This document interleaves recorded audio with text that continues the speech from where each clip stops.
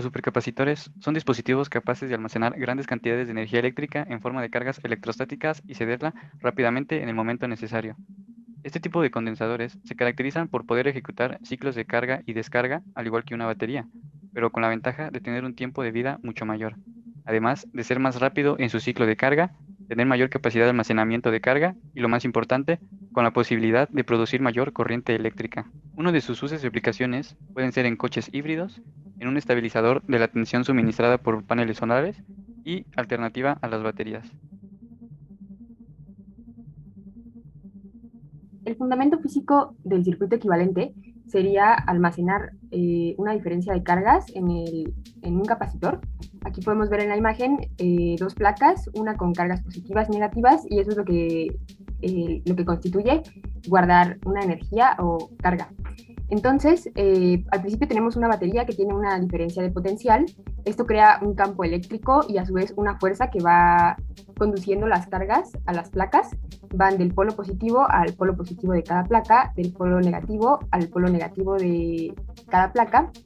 Y este intercambio se termina cuando deja de haber una diferencia de potencial o de campo eléctrico. El campo eléctrico se vuelve nulo entre la batería y las placas o capacitores, y entonces los capacitores terminan por estar cargados. Podemos decir que mientras el capacitor se esté llenando, la corriente va disminuyendo, ya que precisamente el flujo de cargas que vaya pasando al condensador se van almacenando, por eso va disminuyendo. De esta forma podemos decir que para sacar la corriente instantánea en un punto determinado, podemos derivar lo que es la carga en función del tiempo.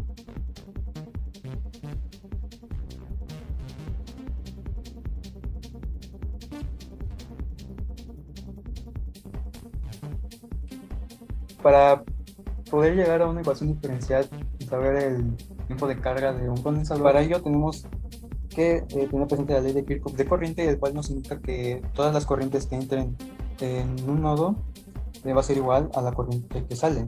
De esta forma podemos decir que en el nodo señalado, la corriente que va a salir va a ser la sumatoria de la corriente en la malla 1 y la malla 2. Entonces, en la malla 1 tenemos que el potencial eléctrico va a ser igual al potencial de las resistencias y del capacitor.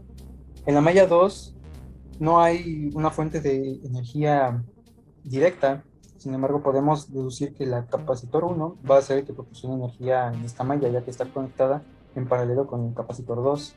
De esta forma podemos decir que la carga 1 entre la capacitancia 1 va a ser igual a la carga 2 entre la capacitancia 2 más la resistencia por la corriente 2. Si sustituimos este valor en la ecuación anterior, nos queda una ecuación en función de carga 2, la cual es la que vamos a analizar. Como se mencionó anteriormente, la corriente va a ser el diferencial de carga en función del tiempo. Entonces, tenemos que la corriente 1 va a ser el diferencial de carga 1 entre el diferencial de tiempo. Y sabemos que esto va a ser igual a carga 2 entre el diferencial de tiempo, más el diferencial de corriente 2 entre R2. Y como la C1 estaba dividiendo, la vamos a pasar multiplicando. Si nos damos cuenta, tenemos un diferencial de corriente y a su vez esa corriente es un diferencial de carga. Por lo que si multiplicamos estas diferenciales tendremos un diferencial de segundo grado. Si sustituimos esto en nuestra ecuación original, nos va a quedar ya una ecuación diferencial de segundo orden, que va a ser la que va a describir el comportamiento de un capacitor cuando se carga en función del tiempo. Una vez que tenemos la ecuación diferencial, la vamos a simplificar. Vemos que la ecuación diferencial está en términos de Q, de la carga. Entonces, tomamos el coeficiente de la segunda derivada de la carga, que sería A, el coeficiente de la primera derivada, que sería B, y todos estos coeficientes van a estar en función de valores que nosotros ya conocemos, que están descritos en el planteamiento del problema. Simplificamos la ecuación diferencial y está lista para poder resolverla en MATLAB. En MATLAB introducimos el valor de A, de B, de la carga 2 y del voltaje. Luego, por medio de la función dsolve, resolvemos esta ecuación diferencial, ponemos las condiciones iniciales y nos devuelve esta ecuación, que sería la ecuación de la carga con respecto al tiempo. Luego, esta ecuación la podemos graficar y obtenemos la gráfica que observamos en la diapositiva.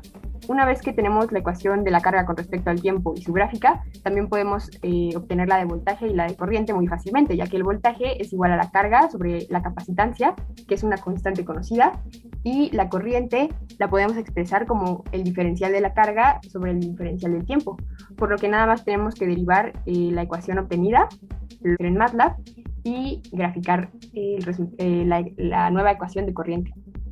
Otra cosa que podemos hacer sería calcular el tiempo de carga, que es un factor importante en nuestro análisis.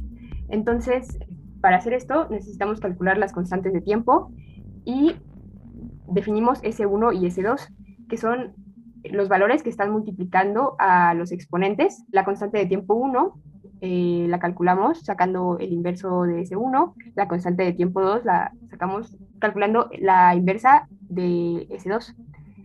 Ahora, el tiempo de carga vendría determinado por estas constantes. Va a ser 5 veces la constante de tiempo máximo, que serían 0.650774 segundos.